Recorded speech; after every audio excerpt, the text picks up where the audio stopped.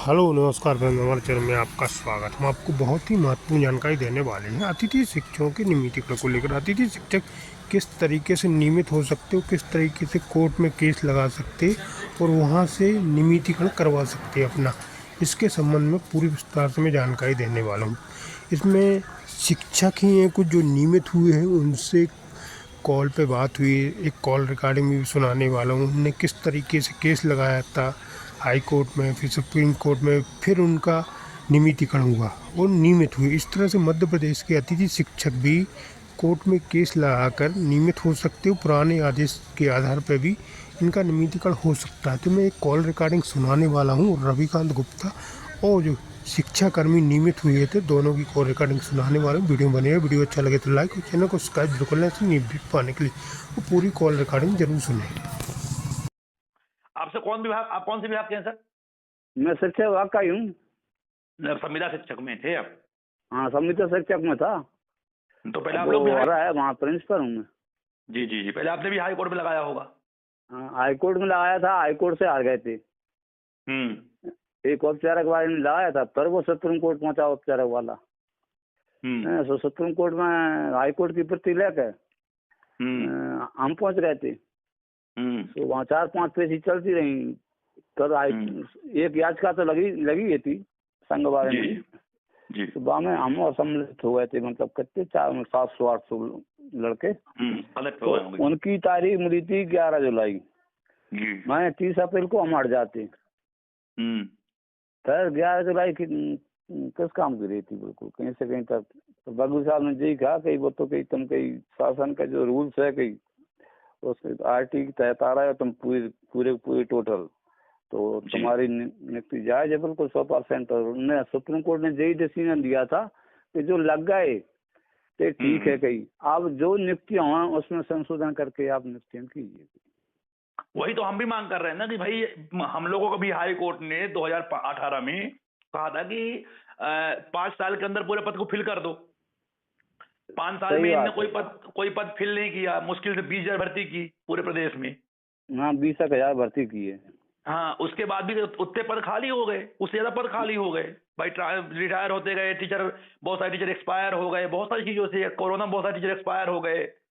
जितने भर्ती नहीं की उतने पद खाली हो गए। तो हम भी यही मांग कर रहे हैं 1 लाख पद खाली हैं, पूरे लग जाओगे आप अतिथि जितने हुए जो क्वालिफाइड हैं वे तो लग ही जाएंगे टोटल। हमारी यही तो मांग है कि अरे क्वालिफाइड। देखिए सर, क्या है, जब कोर्ट ऑर्डर करेगा ना तो ये थोड़ी ना कहेगा कि तुम इसको ही रखो। कोर्ट ये कहता है कि सिस्टम के अनुसार आप नियम बनाओ और एक नियमानुसार इन सबको उन पदों पे मर्ज करो। यही तो हमारी मीटिंग हुई है अभी। जो हमारे सुप्रीम कोर्ट वकील आए थे तो वो भी पहले हमको मना कर दिए। उन्होंने साफ बोला कि आप केस मत लगाओ, आप हार जाओगे। जब मैंने उनको समझाना शुरू किया तो उन्होंने यही बात बोली मुझसे, बोली कि हाँ आप जरूर, अब लगता है कि आप जीत जाओगे। पहले तो उन्होंने कहा केस मत लगाओ, पैसा बर्बाद हो जाएगा, आपका फालतू पैसा जाएगा। मैंने जब उनको दिखाया, पूरे ऑर्डर दिखाए, सब कुछ उनको दिखाया, पूरा एक साइड से मैंने उनको पूरा मतलब कन्विंस किया कि भाई ऐसा सब एक बेस हमारा है, इस बेस पे हम लड़ना चाह रहे हैं। तब फिर उन्होंने कहा कि हाँ इस बेस पे जाओगे जरूर, अपन ये मांग करेंगे कोर्ट से कि जो पद रिक्त बचे हैं उन पदों पर इनको आप जो भी हमारे पास आए वो मर्ज कर दो। नहीं, सही बात है। पहले तो आप हाई कोर्ट से लड़ो, हाई कोर्ट से सुप्रीम कोर्ट में जाओ। भाई सीधे आप सुप्रीम कोर्ट में नहीं जा सकते। हमने हाई कोर्ट में कर दी है। हार जाएंगे, सीधे जाएंगे तो वो तो कंफर्म है ना। हमको हाई कोर्ट में क्यों जा रहे हैं? एक बार हमने, इसलिए तो मैंने 10 वकील हायर किए, छोटे मोटे नहीं, बड़े बड़े। जो वहां से वकील आता है मेरा सुप्रीम कोर्ट का, उसके अंडर में यहाँ 10 वकील हैं हाई कोर्ट में। उन सबको उन्होंने बिठाया था। पूरे जितने भी ऑर्डर हुए हैं आज तक, पूरे ऑर्डर की कॉपी सब कुछ उन्होंने पूरा, मतलब पूरे एक पॉइंट टू पॉइंट 3 घंटे हमारी मीटिंग हुई थी। बिना बिल्कुल 3 घंटे ऐसे निकले मालूम ही नहीं पड़ा पूरी मीटिंग में। इसलिए मुझे भरोसा है कि मैं जीतूंगा और इसलिए मैं जोर शोर से लगा। आप 101% जीत के आओगे सुप्रीम कोर्ट से। और लोग विरोध कर रहे हैं मेरा बहुत ज्यादा कि तुम विरोध से कुछ नहीं होता। लोग आज ये समझते हैं कि कपति जी पैसे खा रहे हैं, क्या कर रहे हैं। मतलब देखो, संघर्ष तो करना पड़ता है और संघर्ष करना किसी एक व्यक्ति का ही काम होता है और फिर आते जाते हैं। पहले हमने 157 की याचिका लगाई थी, फिर जोड़ते गए थे 1000 तक पहुंच गए थे। 1000 लड़कों की भर्ती करवाई है प्रदेश में। मतलब हम यही है कि ईश्वर की दुआ ही काम आता है।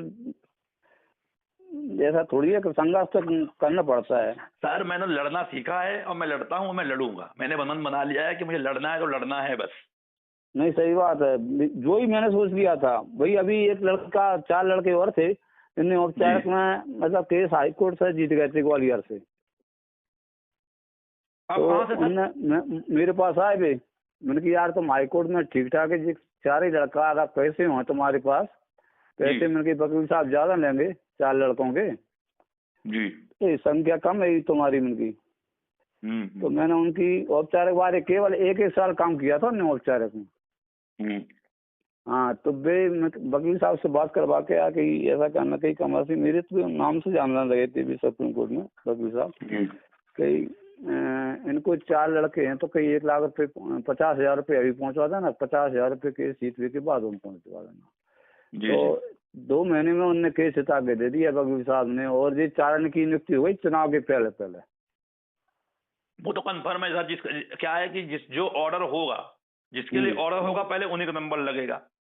फिर तो बाद की बात है कि क्या नियम बनता है, फिर वो भी भागेंगे लेके कोर्ट, भैया हमको भी ऑर्डर वो तो बीटीआई बीएड भी नहीं है। वो चाहे जो जीत के आए वो बीटीआई बीएड नहीं है, केवल एक है बीएड बस। तब भी हो गया। तो वही तो मैं तब भी हुआ है उनका। जिस दिन कोर्ट ऑर्डर करेगा तो वे नहीं देखेगा कौन बीएड है, कौन डीएड है, कौन बीटीआई है, कौन क्या है। वो तो नहीं, वो नहीं देखते, वो तो ये देखते हैं इनके पास कितना अनुभव हो गया। अनुभव और ये शासन क्या करती रही इतने सालों से, मतलब शासन इन बेवकूफ बनाती रही बेचारे बेरोजगारों के लिए। तो शासन से कुछ नहीं, अपन जहाँ से आप उन्होंने पहले वचन दिया था कि हम 50% आरक्षण देंगे, 20 नंबर देंगे, तो ये दे रही तो बढ़िया बात है, वो अपनी प्रक्रिया है, लेकिन कोर्ट मत छोड़ो, कोर्ट मेन चीज है। अभी बताऊं ना, 18 में यही बात तो हाई कोर्ट ने भी कही थी कि भैया तुम क्या कर रहे हो, 70,000 80,000 लोग इस तरह काम कर रहे हैं, ये मजाक थोड़ा नहीं चल रहा है। शिक्षा विभाग है, आरटी नियम का उल्लंघन है, तो इनने कुछ किया ही नहीं। अरे वो तो आप लग जाओगे ना, फिर अपने आप मतलब 5,000 500 2,000 जो लड़के जुड़ जाएंगे। मेरे पास 6-7 तक भी लड़के हैं, वे आए थे। जी, तो जी। मैंने कही देखो, मैंने कही अकेले आज का तो तुम दगा नहीं सको कहीं से कहीं तक। जी, जी। गुप्ता जी लगा रहा है, उनको पैसे भेज दो, डॉक्यूमेंट्स भेज दो। तो यार वही मैं भी चाह रहा हूँ कि लोग जुड़ जाएं, अच्छे से अपन लड़ें। और मैं तो देखिए मैंने मन बना लिया, मेरे घर से जेब पैसे जाएं, मैं पूरा जेब से तो लगती है मेरी तो गए 10-12 हजार रुपये लगे थे, और चाय पिलाने कितने पी गए थे, मतलब सर मैं चाय तो डेली मतलब 50 तो पी जाते थे।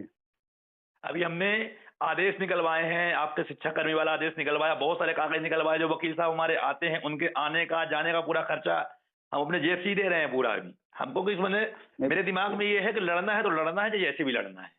नहीं सही बात है, दोनों तरफ से लड़ो, एक शासन से भी और ऐसे भी। 100% कोर्ट से जीत के आओगे निश्चित, जो तो 1001% सही हो, बिल्कुल गारंटी है। धन्यवाद सर, आपकी बातें हमारे लिए मतलब हम और मोटिवेट हो गए। देख लेना, जी, वो आज हो रही है बात, जिस समय तुम मास्टर बन जाओगे उस दिन बात होगी। डॉक्यूमेंट्स भेजेंगे नहीं 5 ही लोगों के। जी, जी। और पैसे कितने, पैसे तो फोन पे कर देंगे। हाँ, मैं आपको डिटेल भेज दूंगा, आप मुझे व्हाट्सएप में आपके नंबर में, मैं नंबर भी सेव कर ले रहा हूँ आपका।